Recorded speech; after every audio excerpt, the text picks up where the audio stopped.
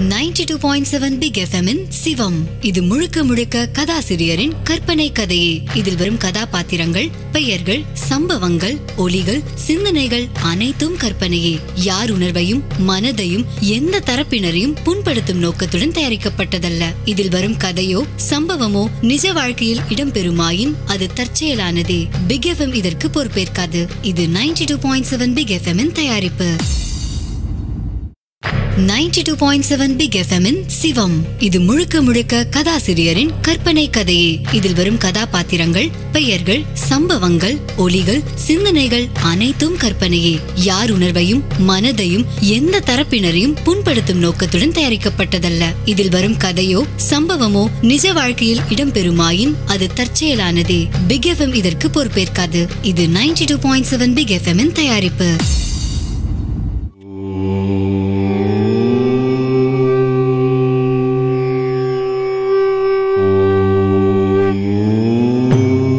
இந்த பூ உலகில் சிவம் தொடர்பான அடையாள குறியீடுகள் பாரத மண்ணில் மட்டுமின்றி ஆப்பிரிக்கா, ஐரோப்பியா முதலிய கண்டங்களில் கூட இருக்கிறது என்பது டாக்டர் விளாதிமிரின் கருத்து.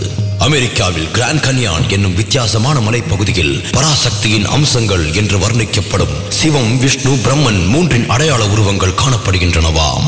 ஆயினும் இந்திய மண்ணில் மட்டும் சிவம் தொடர்பான சிந்தனைகளும் சைவம் என்கிற ஒரு பிரிவும் உருவாக ஆழமான ஒரு காரணம் இருப்பதாக விளாதிமிர் கருதுகிறார். உலகின் உயர்ந்த சிகரமான இமயம் பூகோள ரீதியில் பூமியின் மையத்தில் காணப்படுகிறது. அதன்படி பார்த்தால் இந்த உலகே கூட சிவலிங்க சுரூபம் எனலாம். ஒரு வட்டத்தில் இருந்து கூம்பு முளைத்தது போல் உலகமே ஆவுடையாராக திகழ இமயம் சிவஸ்தம்பமாக எழும்பி நிற்கிறது. அங்கே பஞ்சபூத ஆராதனையாக குளிர்ந்த காற்றும் உறைந்த பனியே நீராகவும் அதன் முற்றிய குணமே நெருப்பாகவும் இருக்கிறது. ஈர்ப்பு விசைக்கு உட்பட்ட வெளி வேறு எங்கும் காணப்படாத விதத்தில் தூயதாக எல்லாவித கதிர்வீச்சுக்களுக்கும் காணப்படாததாக திகழ்கிறது. இங்கே உயிராகிய ஜீவன் மிக சுலபமாக சிவத்தை அடைந்துவிட உணர்ந்துவிட ஏதுவாகிறது. அதனாலேயே இங்கே ஞானியர் கூட்டம் அதிகம் இருக்கிறது என்பதும் அவரது கருத்து. நான் தான் நீ வருத்தத்தோட குறிப்பிட்ட அந்த தீட்சிதன், நடராஜ தீட்சிதன்.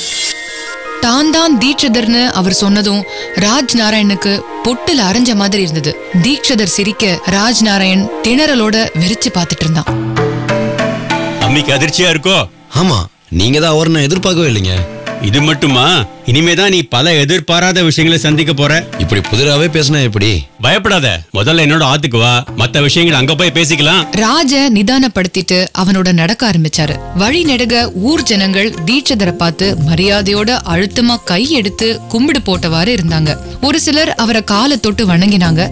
பதிலுக்கு அவரும் அவரோட இடுப்புல இருந்த பட்டு துணி பையில அடங்கி இருந்த விபூதியை எடுத்து அவங்க நெத்தியில பூசி ஆசீர்வதித்தாரு. அவனுக்கு எல்லாமே வியப்பா இருந்தது. பேசிக்கிட்டே ஊரோட பிரதான மரகதலிங்க சுவாமி கோவிலும் வந்தது.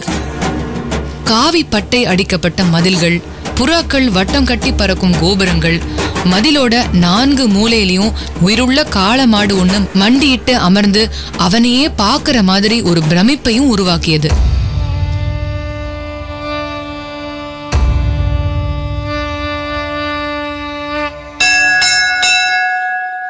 அங்க தெரியுது பார், அந்த காலத்து கோயில். அந்த காலம்னா சேர சோழ காலம் இல்லப்பா, அதுக்கும் முந்தின காலம். ஒரு 1000 வருஷம் இருக்குமோ? சொச்சம். அப்ப 1500 வருஷம். திருவள்ளுவர் காலம்பா, கிட்டத்தட்ட 2050 வருஷம். Oh my God. இதுக்கே அசந்தா எப்படி? கோவிலை கட்டினது யார் தெரியுமா? அப்ப இருந்த யாராவது ஒரு ராஜாவா? அதான் கிடையாது. சரி, பின்ன வேற யாரு? சொன்னா நீ சிரிப்ப. சிரிப்பேனா? ஆமா, அந்த இந்திரனே தன்னோட தேவர் கூட்டத்தோட கல்லையும் மண்ணையும் சுமந்து இந்த கோவிலை கட்டினா நான் சொன்னா அதை நம்பாம சிரிக்கிறதானே ஒன்ன மாதிரி இந்த காலத்து கம்ப்யூட்டர் மனுஷா வழக்கம். பாத்தியா, சிரிச்சுட்ட. வாஸ்தவம் தான். இல்லன்னு சொல்ல இந்திரனா வரப்போறான். இந்த மாதிரி புராதனமான கட்டிடங்கள் கண்ணில் பட்டா நாம கற்பனையில யாரு பேர் வேணாலும் சொல்லலாம். அவ்வளவு ஏன், நான் கூட பூர்வ ஜென்மத்துல இந்த கோயிலை கட்டினேன்னு அடிச்சு விடலாம். சாமி பேரை சொல்லி நம்ம எவ்வளவு கதை சொன்னாலும் நம்பத்தான் ஒரு கூட்டம் இந்த மண்ணில் இருக்க. புத்திசாலித்தனமா அவரை மடக்கிட்டோம்னு நினைச்சாலும் கூட பதிலுக்கு தீட்சிதர் கோபத்துல முறைப்பாருன்னு அவனுக்கு தோணுச்சு. ஆனா அவரோ, அதுவும் ஒரு உண்மை அம்பி, தெரிஞ்சோ தெரியாமலோ உன் வாயில அது வந்துடுத்து பலே. இவங்களோட பேச்சு தொடர கோவில் உள் அக்ரஹாரத்துல உள்ள தீட்சிதரோட வீடும் வந்தது. என்ன பாக்குற? இந்த பதில நீ எதிர்பார்க்கல இல்லையா? உள்ள வா, ஆற அமர உட்காந்து பேசுவோம். 2 பேரும் உள்ள நுழைஞ்சாங்க. அந்த நாள் வீடு எங்க பார்த்தாலும் மரச்சட்டங்கள், திண்டு திண்டா உத்தரம், ஒரு காட்டையே அழிச்சு மரத்துண்டுகள்லயே வீடு கட்டின மாதிரி இருந்தது. ஆனா முற்றமும் பூஜை அறையும் மட்டும் கருங்கல்லால அமைக்கப்பட்டிருந்தது. சமையல் அறையில சாணியால மெழுகிய மண் அடுப்புகள், ஒரு ஓரத்துல கூச்சி வச்சிருந்த விறகு, கூட்டத்திலேயே வுடன் ஷெல்ஃப்ஸ், அதுல தேவாரம் திருவாசக புத்தகத்தோடைய கூட்டம், முழ நீளத்துக்கு ஏட்டுக்கட்டுகள் செங்கல் மாதிரி அடுக்கி வைக்கப்பட்டிருந்தது. ஒரு டியூப் லைட், ஒரு ஃபேன். ஆனா ஃபேனுக்கு அவசியமே இல்லாதபடி குளிர்ச்சியான வீடு, ஒரு கைத்து கட்டில், அந்த கட்டில ஒட்டியே ஒரு சில வுடன் சேர்ஸ். இதுதான் தீட்சிதரோட வீடு. தீட்சிதர் கட்டில உட்கார்ந்தபடி ராஜ பார்த்து, அப்படி உட்காரு. தேங்க்ஸ். சாயராட்சி பூஜை ஆயிட்டு இருக்கு, அதான் மணி சத்தம். சில நொடிகள் தியானிச்சுட்டு அவனை பார்த்தார். ராஜோட முகத்துல குழப்பம், ஆச்சரியம், சந்தோஷம்னு எல்லா விதமான உணர்வுகளும் கலந்திருந்தது. ஆமா, இன்னைக்கு இங்க தங்கலாம் தானே? உங்களுக்கு சிரமம் இல்லைன்னா எனக்கு ஆட்சேபணம் இல்ல. எனக்கு என்னப்பா சிரமம்? நீதான் அமெரிக்காலேன்னு வந்திருக்க, உனக்கு சௌரியப்படுமோ படாதோ? நீங்க இங்க கூட்டிட்டு வரலன்னா அந்த மண் ரோட்டு புளிய மரத்தடியில தானே கிடந்திருப்பேன். அதுக்கு இது எவ்வளவு பரவாயில்லையே. ரொம்ப சந்தோஷம். ஆமா, உன் அத்தை தங்க மனசு இடம் தரலையோ? ராஜ் மௌனமா தலை அசைச்சான். நினைச்சேன் அப்படித்தான் இருக்கணும்னு. ஒரு யோகத்தில் தான் கேட்டேன். அது இருக்கட்டும், என்னை பத்தி வேற பல விஷயங்கள் கூட பேசியிருக்கீள் போல இருக்கே. ஆமா அம்பி, ஆனா பேசினது நான் இல்ல, கோவில் ஏடு. கோவில் ஏடா? ஆமா, கோவில் வேத புஸ்தகங்களை புனருத்தாரணம் பண்ணினோம். அப்போ ஒரு மரப்பெட்டி கிடைச்சது. அதுல நாடி ஜோதிட தொடர்பான ஏட்டுக்கட்டுகளும் அடக்கும். அதான் இதெல்லாமா? இல்ல, இது வேற. அது கோவில்லையே இருக்கு. அப்படி கிடைச்ச அதுல சில குறிப்புகள் இருந்தது. குறிப்புகளா? ஆமாம்பா, இத்தனாம் தேதி கோவிலுக்கு புனருத்தாரணம் நடக்கும். அப்போ இந்த ஏடுகள் கண்டறியப்படும். அதை தொடர்ந்து பல அதிசயங்களை இந்த மரகதலிங்கபுரம் சந்திக்கும்னு அதுல குறிப்பு இருந்ததுன்னா பாத்துக்கோயேன். இது என்ன புது விதமான கதையா இருக்கே? அவசரப்பட்டு எல்லாத்தையுமே புழுகுன்னு சொல்லிடாதப்பா. ஏடுகள் ஒன்னும் இந்த நாளைய வார மாச பத்திரிகை மாதிரி கற்பனை சரக்கு கிடையாது. அது ரிஷிகளால் எழுதப்பட்டது. சரி, எந்த ரிஷி என்னன்னு எழுதியிருந்தார்? அதை நான் வார்த்தையால சொல்லாம ஏட்டி எடுத்து காட்டிடுறேனே. அது இன்னும் பெட்டர். சரி, அப்ப அது வேற கொஞ்சம் ரெஸ்ட் எடுத்துக்கோ. நானும் கொஞ்சம் வெளியில போயிட்டு வந்து விடுறேன். இப்பதானே வெளியிருந்து வந்தேன், அதுக்குள்ள கிளம்புறே. அவனோட கேள்விக்கு மர்மமா சிரிச்சிட்டு தீட்சிதர் எழுந்து உள்ள நடக்க ஆரம்பிச்சார். உள்ள போய் அடுப்பு மேடை மேல வெங்கல பாத்திரம் ஒண்ணுல அவர் சமைச்சு வச்சிருந்த சாதம் மல்லிப்பூ குவியல் மாதிரி இருந்தது. அதை எடுத்து ஒரு பாத்திரத்துல போட்டு உரியில தொங்கிக்கிட்டு இருந்த பானையில இருந்த தயிரை எடுத்து போட்டு பிசைஞ்சார். அந்த சாதத்தை ஒரு சின்ன பாத்திரத்துல போட்டுட்டு வெளியில இறங்கினார். என்ன நம்பி தனியா விட்டு போறே? நீ களவானியா இருந்தா கவலைப்படுவேன். ஆனா நீயோ களவு போனதை கண்டுபிடிக்க வந்தவனாச்சே. இந்த வீடு எப்பவும் திறந்தே இருக்கும். தீட்சிதன் வீட்டுல திருட என்ன இருக்கு? வேத புஸ்தகங்களை தவிர. தீட்சிதர் கிளம்பி போக அவனுக்கு ஒண்ணுமே புரியல. ரொம்ப நேரம் ஒரே சேர்லயே உட்கார்ந்து இருந்ததுனால அவனுக்கு லேசா புழுங்க ஆரம்பிச்சது. வெளியையும் இருட்டிட்டு வந்தது. ராஜ் போட்டிருந்த ஜீன்ஸ் பேண்ட்டும் ஷர்ட்டையும் மாத்திட்டு வேஷ்டி ஜிப்பாக்கு மாறினான். டிவி, ரேடியோன்னு அந்த வீட்டுல எதுவுமே இல்ல.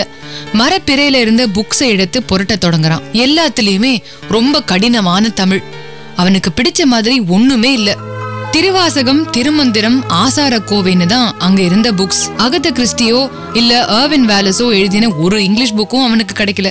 ரொம்ப போர் அடிச்சு வீட்டுக்கு வெளியில வந்து நின்னு வேடிக்கை பார்த்தான். இரண்டு பக்கமும் மல்லிக்கொடி படர்ந்த அக்ரஹார வீடுகள். பக்கத்து வீட்டுல யாரோ ஒருத்தர் வயலின் சாதகம் செஞ்சிட்டு இருந்தாங்க.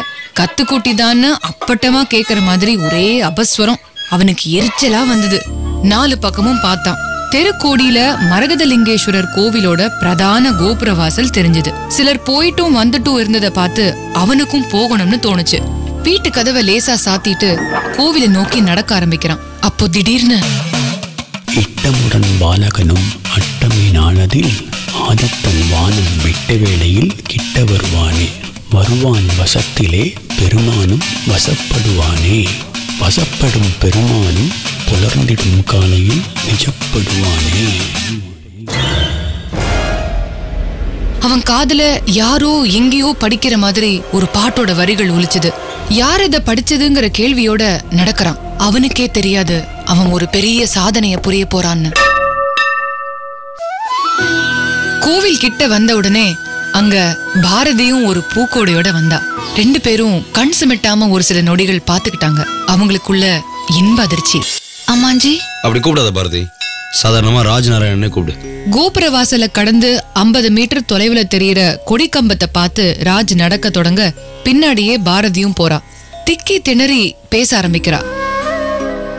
ஆமா, நீங்க ஊருக்கு போகலையா? எங்க போக?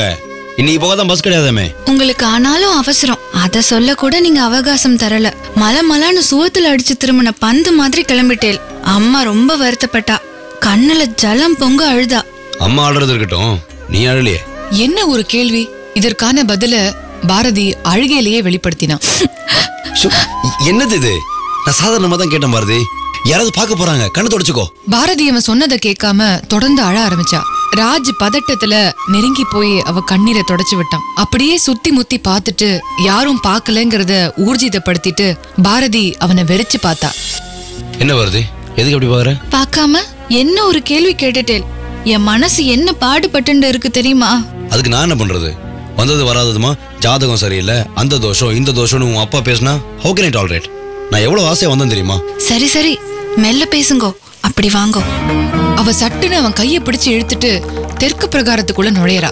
அங்க வௌவால்களின் அடைசல் வாடை, மந்தகாசமான இருட்டு, பரிவார தேவதைகளோட சன்னதி, சின்னதா எரிஞ்சுக்கிட்டு இருக்கிற அகல் விளக்கு. 2 பேரும் நடக்கும்போது பாரதியின் பாவாடையோட உரசல் சப்தம் அங்க எதிரொலிச்சது. ஹேய், எங்க எடுத்துட்டு போற? பேசாம வாங்கோ, உங்களாண்ட நான் நிறைய பேசணும். இங்க சப்த கன்னியருக்குன்னு ஒரு சின்ன குகை கோவில் இருக்கு. உள்ள அப்பாவை தவிர வேற யாரும் போக மாட்டா. பேசாம வாங்கோ. அவன் கையை இருக்க பிடித்தபடி நடந்துகிட்டே சன்னதிக்குள்ள போக, யாரு நினைச்சாலும் என்ன செஞ்சாலும் நான் உன்னை விடமாட்டேன்னு சொல்லாம சொல்ற மாதிரி இருந்தது. இருண்ட பிரகாரம், கண்ணே தெரியாத அளவுக்கு இருட்டு. ஆனா பாரதி சர்வ சாதாரணமா நடந்தா. பிரகாரம் வளைஞ்சு திரும்பியது. திரும்பிய இடத்துல பைரவர் மூர்த்தி சன்னதி. பைரவ மூர்த்தியோட பின்புலத்துல கல்லாலான நாயின் மேல் நின்று கொண்டு வெறித்த மாதிரியான ஒரு உருவச்சிலை. பாரதி அங்கேயே சட்டுன்னு மண்டியிட்டு அமர்ந்தா. ராஜையும் சேவிக்க சொன்னான். நான் இன்னும் உள்ள போய் சாமி தரிசனமே பண்ணல. இங்க விழிச்சோன்னு என்ன அர்த்தம்? இவர் கால பைரவர், மனுஷாலோட விதியை எழுதுறவர். நமக்கு கல்யாணம் பண்ணிக்க விதி கிடையாதுன்னு அப்பா சொன்னார் இல்லையா, அதை இவர் மாத்துவார். சேவிங்கோ. பாரதி தனக்கு தெரிஞ்சதெல்லாம் பேசினான். அவனும் கீ கொடுத்த பொம்மை மாதிரி ஏங்கினான். கண்ணத்துல போட்டுக்கோங்கோ. இருட்டா இருக்கா, என் கைய பிடிச்சுக்கோங்கோ. நடங்கோ. நடந்தான். அவளோட பாவாடை உரசலோட கால் கொலுசும் போட்டி போட்டுது.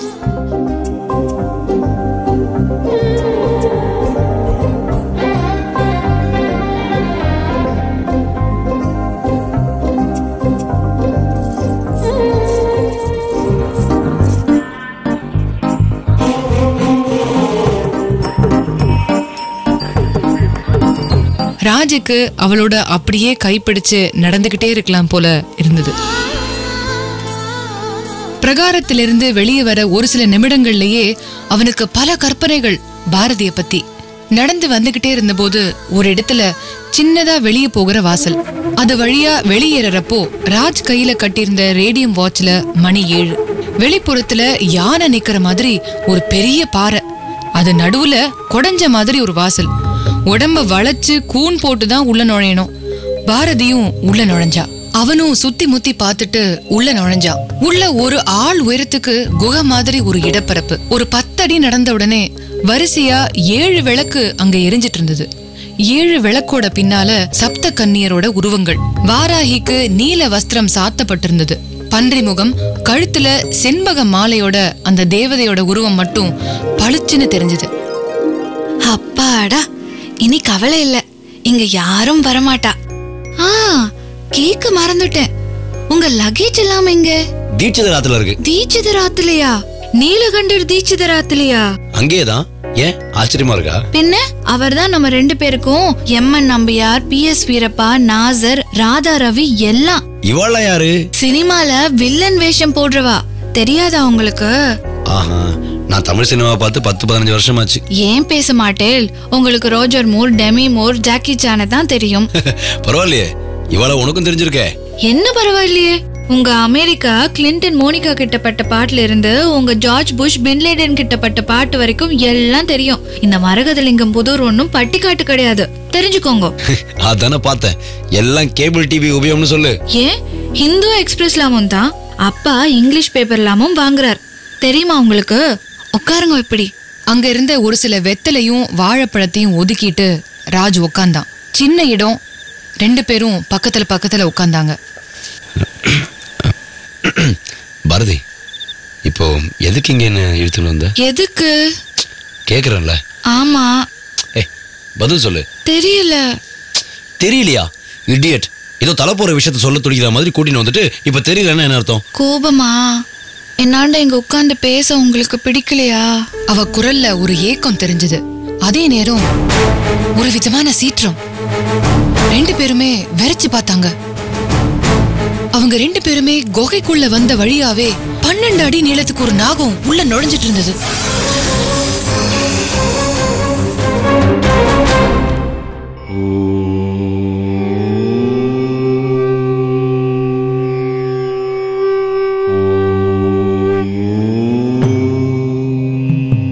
மதுரையில் தமிழ்ச்சங்கம் அமைத்ததற்கு வலுவான வளமான காரணங்கள் பல உண்டு. அதில் பிரதான காரணம் மதுரையின் ஸ்வயம்புலிங்க மூர்த்தியான சோமசுந்தர கடவுளே. சோமசுந்தரம் என்றால் திங்களாகிய சந்திரனை முடியில் சூடியவன் என்று பொருள். திங்களாகிய சந்திரனே அனைவரின் மனநலன் மற்றும் ஒருவர் மனதில் ஊற்றாக கவிதை பெருக்கெடுக்கவும் காரணம். எனவே சோமசுந்தர வழிபாட்டை புரிபவர்கள் சந்திரனின் கருணைக்கும் உள்ளாகி மனநலனையும் பெறுவார்கள். தமிழ்ச்சங்கமும் மனநலமுடைய கவி வளமுடைய புலவர்களாலேயே வளம் பெற்றது. இன்றும் மதுரையில் கலாரசனை மிகுந்தவர்களும் கலையம்சத்தை படைப்பவர்களும் நாவன்மை பெற்றவர்களும் மிகுதியாக இருக்க இந்த சோமசுந்தர மூர்த்தமே காரணம். சந்திரனின் கிரணங்கள் மதுரை ஸ்வயம்புலிங்க மூர்த்தத்தால் பெரிதும் ஆகர்ஷிக்கப்பட்டு அருள் அலையாக நகரெங்கும் சுற்றி வருகிறது என்பதே பிரதான காரணம்.